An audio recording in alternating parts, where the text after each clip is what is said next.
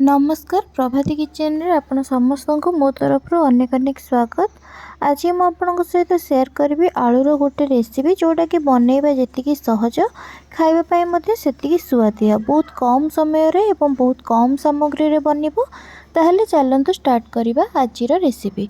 प्रथमे आलू को मुझे सिझे नहीं मुझे 5टी मीडियम साइज आलू को सिझे नहीं ताकू यही साइज टिके बड़ रखिकी काटी नहीं एवं एबे गोटे कड़े गरम करी सोरिष तेल मुझे तेल बड़ चामच रे 2 चामच सोरिष तेल देइछि एवं तेल गरम हो सारिबा परे आलू को तेल रे देइकिरी भाजी नउछि। आलू दबा परे मु सेथिरे आधा चामच लूण एवं आधा चामच हलदी देइछि। आपण जेतिके आलू नैथिबे सेही हिसाब रे स्वाद अनुसार लूण देबे एवं हलदी देबे। हलदी लूण देइकिरी आलू को मु गोळेई नउछि एवं गैस को स्लो फ्लेम रे रखिकिरी मुठारे आलू को किछि समय पर्यंत भाजी नेबी। आलूर कलर जेतेबेले गोल्डन कलर हेई आसीबो एवं आलू टिके किछि समय पर्यंत भाजी हेइजिबो से पर्यंत आमे एठी आलू को भाजी नबा। वीडियोटी को आरंभ रु शेष पर्यंत देखंतु। जदि वीडियोटी भल लागिबो ताहले लाइक सहित शेयर करिनेबे। आउ जदि मो चैनल रे नुआ थिबे ताहले सब्सक्राइब करिनेबे। सब्सक्राइब करबा सहित पाखरे थिबा छोटो बेल आइकन को क्लिक कर देबे जहा द्वारा मो नेक्स्ट जहा भी वीडियो अपलोड करबी ताहार नोटिफिकेशन आपनको फोन को आसी जिवो एवं आपण जाइकिरी वीडियोटी को देखिपारे। एबे देखिपारुथिबे आलू आमर भल भाव में भाजी हो गलानी। आलूर कलर चेंज हो सहित आलू मध्य भाजी हो जाइछि। एबे आलू भाजी हो जाबा परे आलू को मु गैस को बंद करि नैछि।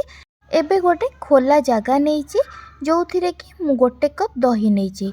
आपण आलू जेतिके नैथिबे सेही हिसाब रे अधिका कम करी दही नै परिबे।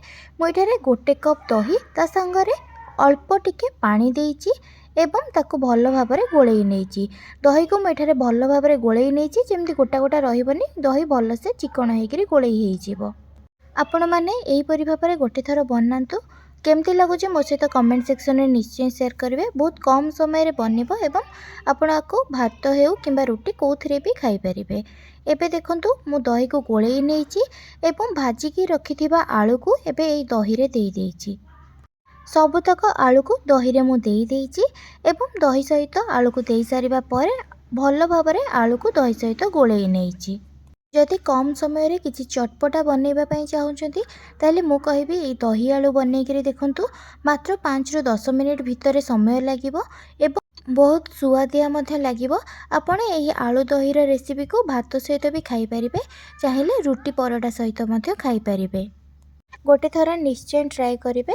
आउ केमती लगुच मो सहित कमेंट सेक्शन में निश्चय शेयर करेंगे। और जदि वीडियोटी भल लगी ताहले लाइक सहित शेयर मध्य करिनेबे।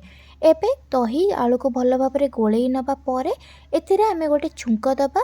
छुंक पाई मु एठारे गोटे तड़का पैन नहींकि ताको गरम करी नैछि एवं गरम हो सारिबा परे सेथिरे 2 चामच रिफाइन तेल देइछि। तेल गरम हो सारिबा परे सेथिरे 2टी सुखिला लंका एवं आधा चामच मुझे सोरिष देइछि एवं सेथिरे किछि भूसम पत्र देइकरी ताको गोलई नैछि। एबे सेथिरे आधा चामच मुझे लंका गुंड देइछि।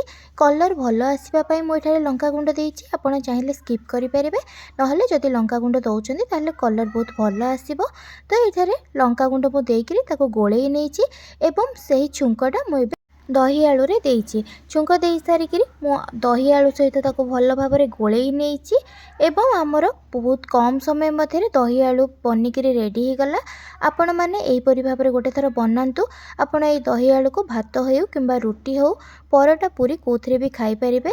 बहुत कम समय यही गरम दिन में जदि किसी रोषे करने इच्छा हो नथिबा गोटे रेसिपी आलूर बनईकरी खाई परिबे। आशा करुच्ची कि वीडियोटी आपको भल लगी। जदि वीडियोटी भल लगी लाइक सहित शेयर करिनेबे। रहुची नमस्कार धन्यवाद।